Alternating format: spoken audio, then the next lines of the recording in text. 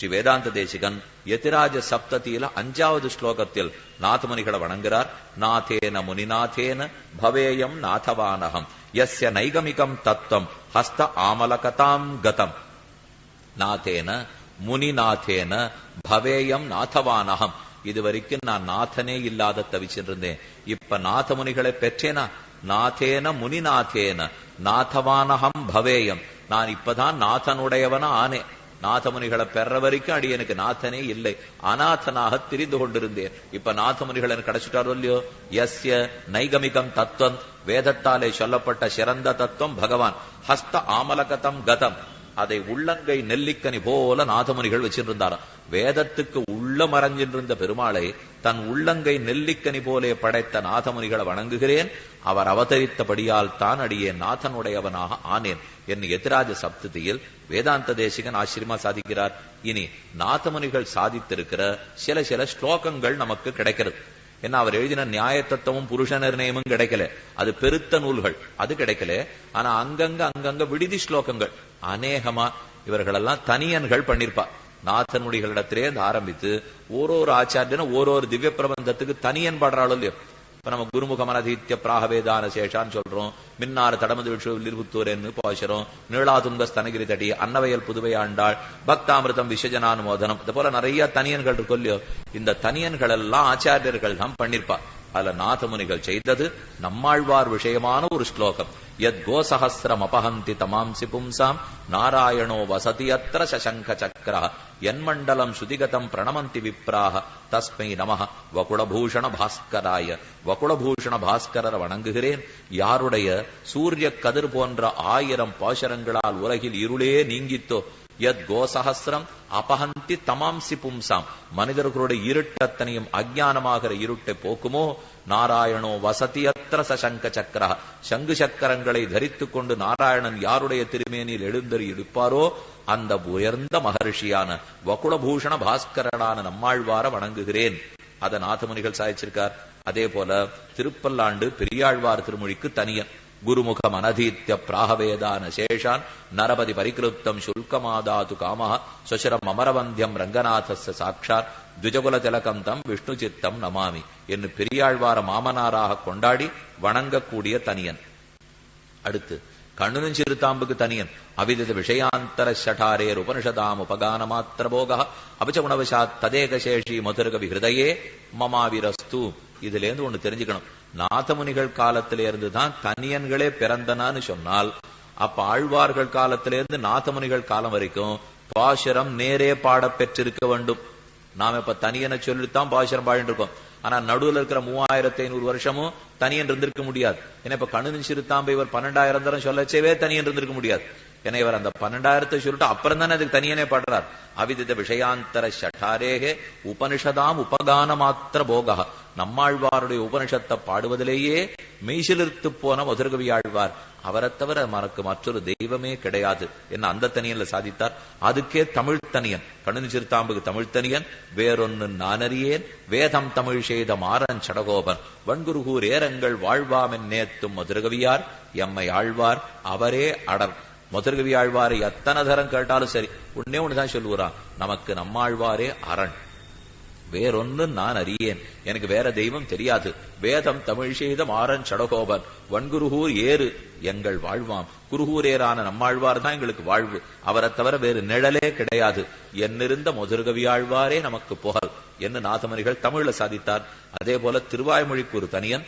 பக்தாமிருதம் விஸ்வஜனானுமோதனம் சர்வார்த்ததம் ஸ்ரீ ஷடகோப வாங்மயம் சஹசிரசாகோபனிஷத் சமாகமம் நமாமியகம் திராவிட வேத சாகரம். நமாமி வணங்குகிறேன், நம்மாழ்வார வணங்குகிறேன். திராவிட வேதமாகிற கடல் போன்ற திருவாய்மொழி 1102 பாடினாரே அவ்வாழ்வார வணங்குகிறேன். இதெல்லாம் நாதமுனிகள் பாடியிருக்கிற தனியன் பாசுரங்கள், தனித்தனி முக்தகங்கள், விடுதி ஸ்லோகங்கள். இனி நாதமுனிகளை பத்தி மணவாள மாமனிகள் உபதேச ரத்னமாலையில சாதிக்கிறார். 36வது பாசுரத்தில் தெருளுற்ற ஆழ்வார்கள் சீர்மை அறிவாரார் அருளிச் செயலை அறிவாரார் அருள் பெற்ற நாதமுனி முதலான நம் தேசிகன எல்லால் பேதமனமே உண்டோ பேசு. மனமே பேத மனமே உனக்கு ஒரு உண்மை தெரியுமோ சொல்றேன் கேட்டுக்கோ. அருளுற்ற ஆழ்வார்கள் தெருளுற்ற ஆழ்வார்கள் சீர்மை அறிவாரார். சந்தேகமே இல்லாமல் பெருமாளாலே அனுகிரகிக்கப்பட்ட ஞானத்தை ஆழ்வார்கள் பெற்றார்களே அவர்கள் வைபவம் யாருக்கு தெரியும் நினைக்கிறேன்? ஆழ்வார் வைபவம் மற்ற பேருக்கு தெரியாது. அருளிச் செயலை அறிவாரார். அவ பாடின 4000 திவ்ய பிரபந்தத்தினுடைய பெருமை யாருக்கு தெரியும்? தெரியாது. அருள் பெற்ற நாதமுனி முதலான நம் தேசிகரை அல்லால். ஆழ்வாராலே அருள் பெற்றிருக்கிற நாதமுனி, நாதமுனிகளை சொல்லச்சேவே அருள் பெற்ற நாதமுனி, அருள் பெற்ற நாதமுனின்னு சொல்லுவா.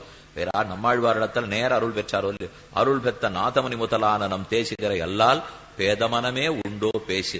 என் மனமே, இதை தவிர மத்தாய் நீ நாடி போகாதே என்று மணவாளவனிகள் நாதமுனிகளுடைய பெருமை சொல்றார். அதே போல ஆளவந்தார் அருளிய ஸ்தோத்திர ரத்னம், அதுல 2 முக்கியமான ஸ்லோகங்கள்.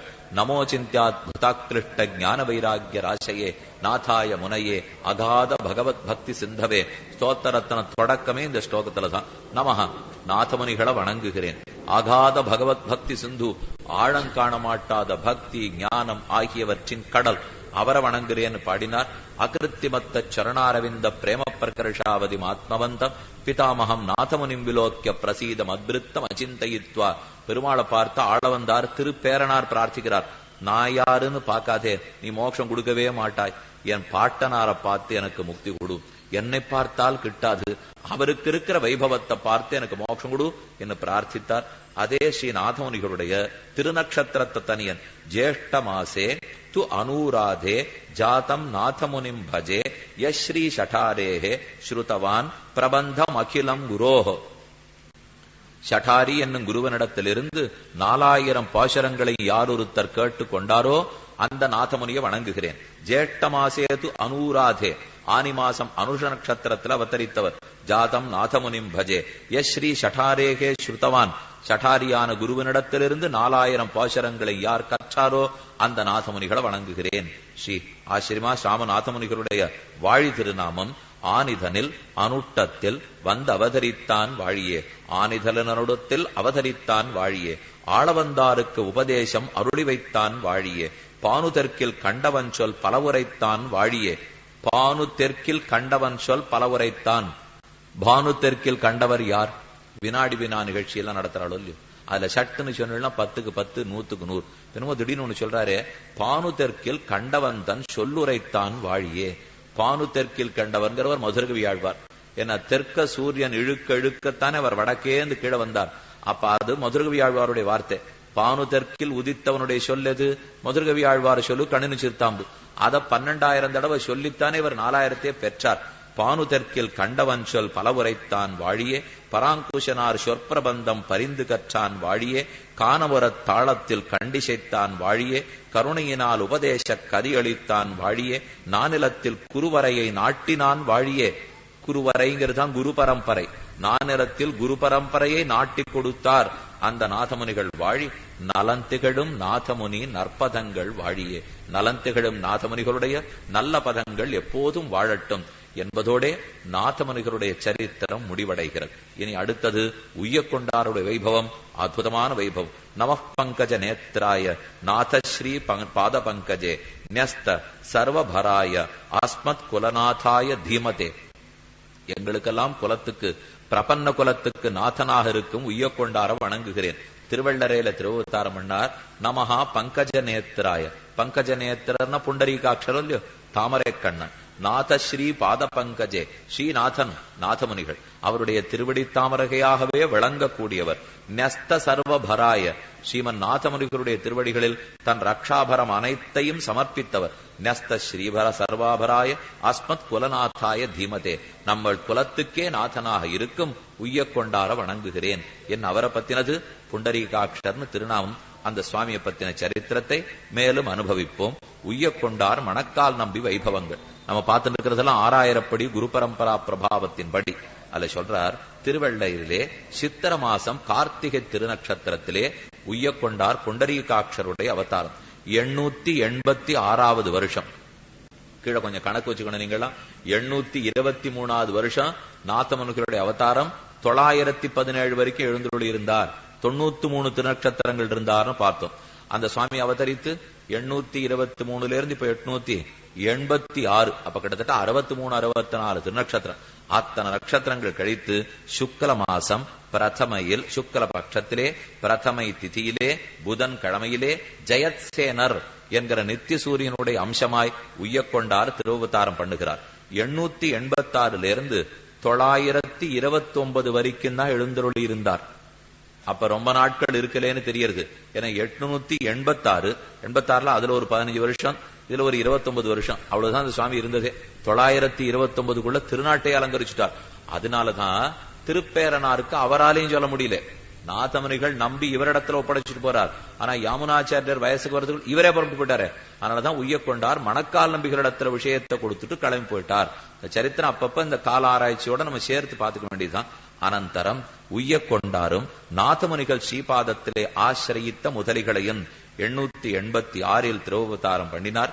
அதாவது 886 929 இதுல 2 கூற்று இருக்கு. அதையும் சேர்த்து சொல்லிடுறேன். எனக்கு இருக்கிற குழப்பத்தை படுறத மொத்தமாவே பட்டுடுவோம். ஏன்னா 929 வருஷம்தான் அல்ல. சில சமயத்துல கால ஆராய்ச்சியின்படி பார்த்தா வேற இடத்துல இருக்கிற செய்தியோட இது முரண்படும். இங்க இந்த மாதிரி சொல்லுவோம், ஆனா அந்த இடத்துல வேற ஒரு வருஷ கணக்கு இருக்கும். இதுவும் சரியா இல்லையே, என்ன பண்றது நமக்கு தெரியாது. என்ன என்னைக்கோ நடந்தது நம்ம புரியவே போறது இல்லை. 929 தான் மணக்கால் நம்பிகள் அவதாரம்னு போட்டிருக்கு. மணக்கால் நம்பிகள் திருவவதாரம் பண்ணதும் 929ன்னா அப்ப நிச்சயமா உய்யக்கொண்டார் பரமத்திருப்பது வாய்ப்பே கிடையாது. ஏன்னா அவர் எல்லா அர்த்தங்களையும் கொடுத்துட்டு போயிருக்கணும் இல்லையோ.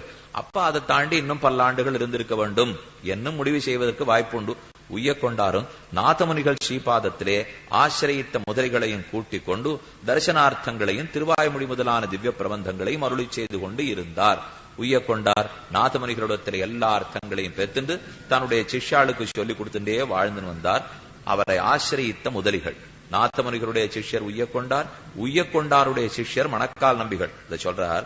மணக்கால் நம்பி, திருவல்லிக்கேணி பாண்பெருமாள் அரையர், ஷட்டை பூசி சண்டலங்காரர், ஸ்ரீ புண்டரீகதாசர், உலகு பெருமாள் நங்கை என்கிற இவ்வைவர்கள் 5 பேர் உய்யக்கொண்டாருடைய சிஷ்யர்கள். அதுல பிரதான சிஷ்யர் தான் மணக்கால் நம்பி. மணக்கால் நம்பிகள் திருவல்லிக்கேணி பாண்பெருமாள் அரையர். இங்கிருந்து ஒரு சுவாமி அங்க போய் அவர்கிட்ட காலக்ஷேபம் பண்ணிருக்கார். பாண்பெருமாள் அரையர், ஷட்டை பூசி சண்டலங்காரர், ஸ்ரீ புண்டரீகதாசர், உலகு பெருமாள் நங்கை என்கிற இவ்வைவர்கள் 5 பேர் அவர்கிட்ட காலக்ஷேபம் இருந்தார். இவர்களில் மணக்கால் நம்பி 12 சம்பத்சரம் ஆச்சாரியரான உய்யக்கொண்டார் திருவடிகளிலே அகம் சர்வம் கரிஷ்யாமி என்று இளைய பெருமாளைப் போலே சர்வவித கைங்கரியங்களையும் பண்ணி கொண்டு வந்தார். 12 வருஷம் உய்யக்கொண்டார் திருவடிகள்ல மணக்கால் நம்பிகள் கைங்கரியம் பண்ணிருக்கார். இப்ப 12 வருஷம் பண்ணின்றதுக்குன்னா அவருக்கு வயசு ஒரு 20 ஆயிருக்கணும் இல்லையோ. அதுக்கப்புறம் 12 வருஷம் பண்ணிட்டு இருந்தாருன்னா அப்ப 32 வருஷமானு இருக்க முடியும். இவர் 929 அவதரிச்சிருந்தா அதுல இருந்து ஒரு 32 கூட்டிக்க வேண்டாமா? ஆக பரமோத்தியத்து தினம் சரியா தெரியல அப்படின்னு வேணா முடிவுக்கு வச்சுக்கலாமே தவிர 923 சொன்னா மொத்த கணக்குமே ஒத்து வராது. ஆகையால் உய்யக்கொண்டார் இடத்துல மணக்கால் நம்பிகள் ரொம்ப நாட்களா கைங்கரியம் பண்ணிட்டு இருந்திருக்கார்.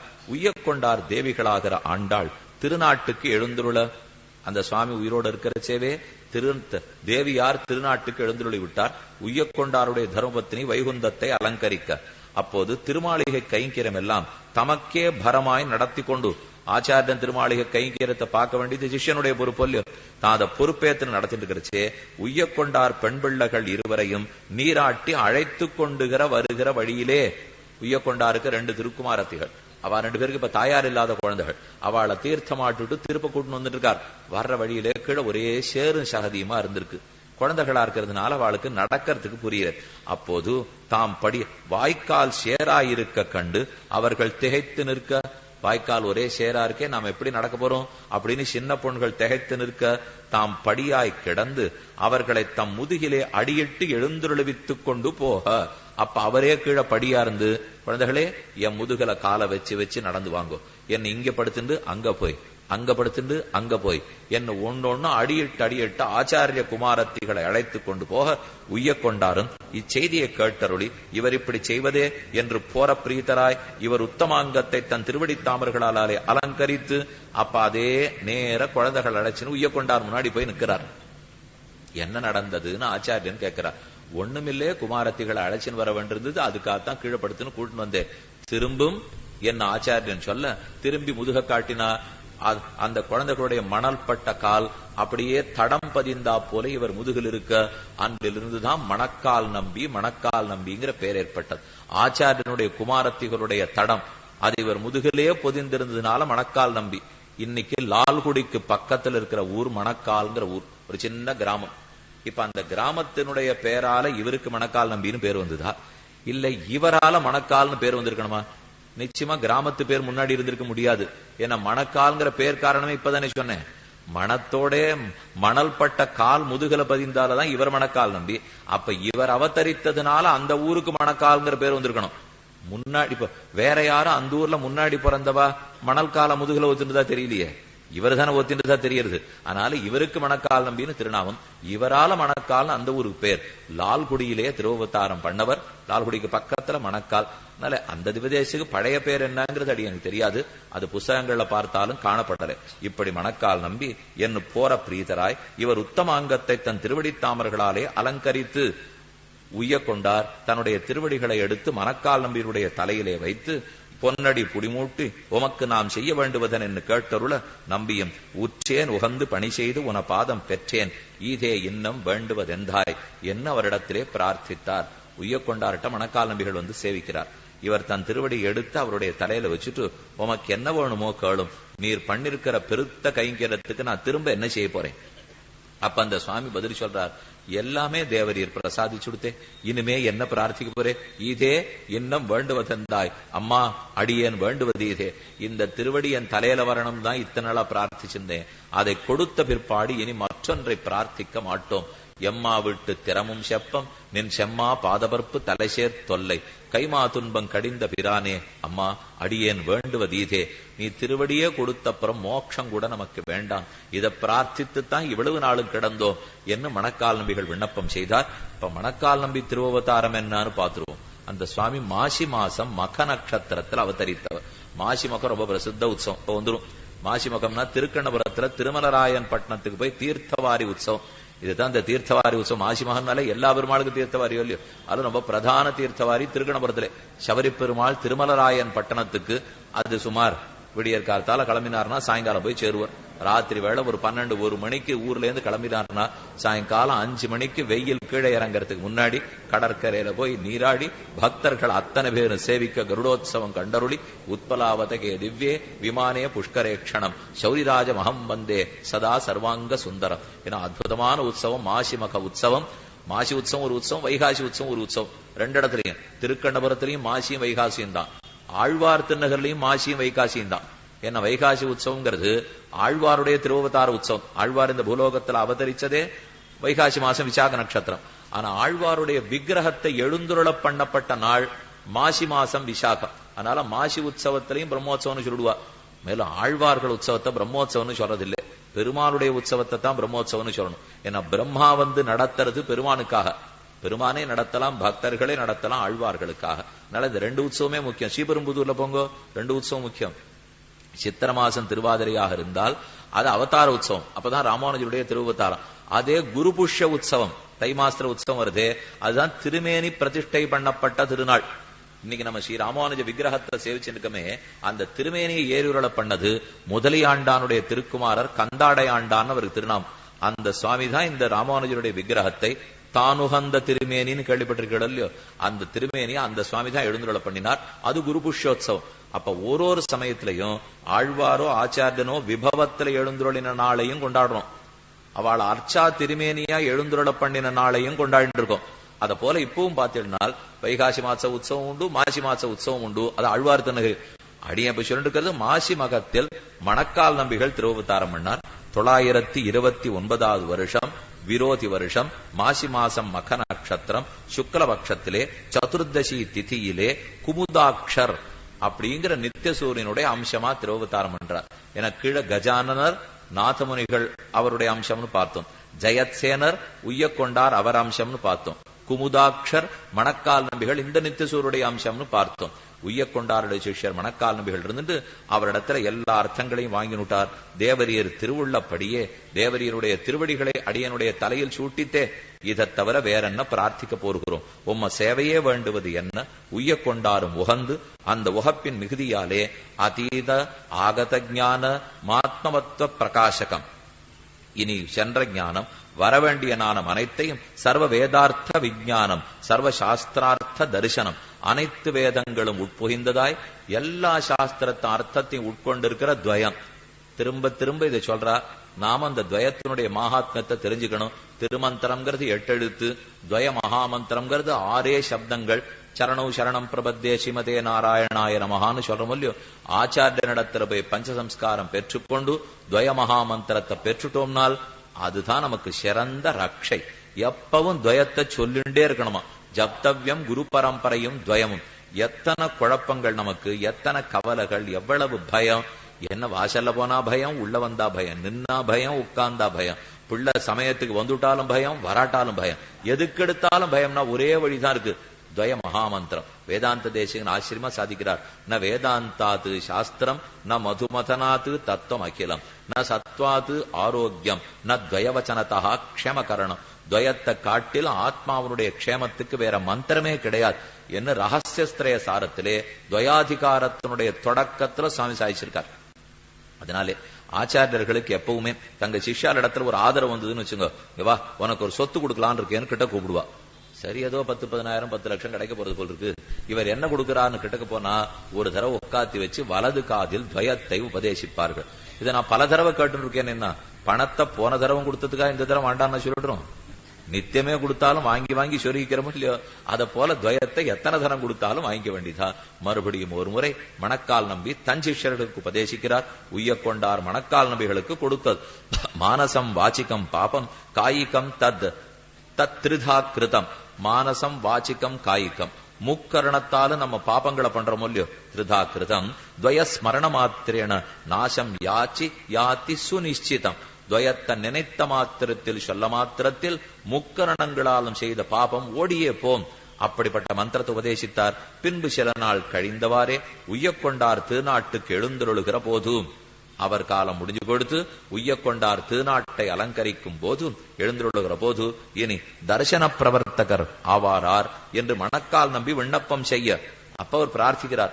இந்த தரிசனத்துக்கு இனிமே மூர்த்தாபிஷிக்தராய் தலைமை பீഠத்தை ஏற்றுக்கொள்ள போபவர் ஆர் தான் தரிசன பிரவர்த்தகர். தரிசன பிரவர்த்தகர்னு சொல்லுவா. இந்த சம்பிரதாயத்தை தரிசனம் எம்பெருமானார் தரிசனம்னு மேல பேர் வரப்போறது. அது வரைக்கும் இது இப்ப பராங்குஷ தரிசனமா இருக்கு.